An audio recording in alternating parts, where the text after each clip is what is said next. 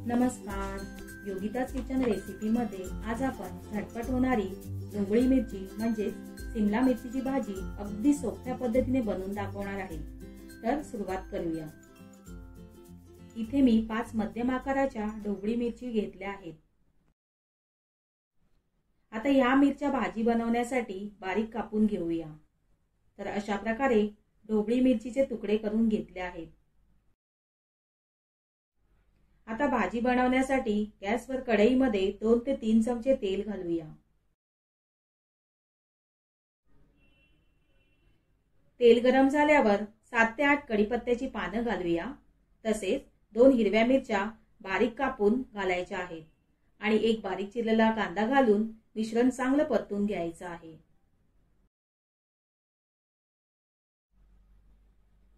कांदा परतल्यावर घालूया एक बारीक चिरलेला टोमॅटो आणि परतून घेऊया।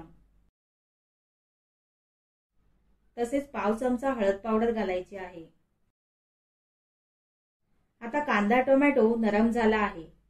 यामध्ये आपण ढोबळी मिरचीचे तुकडे घालूया। मिरचीचे तुकडे व्यवस्थित मिक्स करून घेऊया।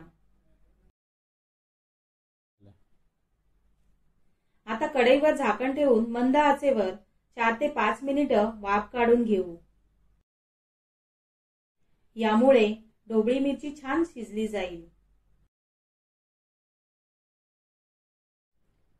5 मिनिटांनंतर झाकण उघडूया। तुम्ही पाहू शकता भाजी छान शिजली आहे। आता चवीपुरतं मीठ घालून भाजी व्यवस्थित मिक्स करून घेऊया।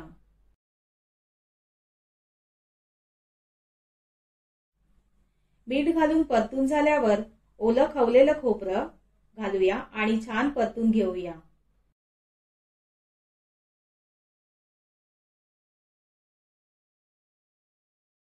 तसेच बारीक चिरलेली कोथिंबीर घालूया आणि भाजी व्यवस्थित मिक्स करून घेऊया।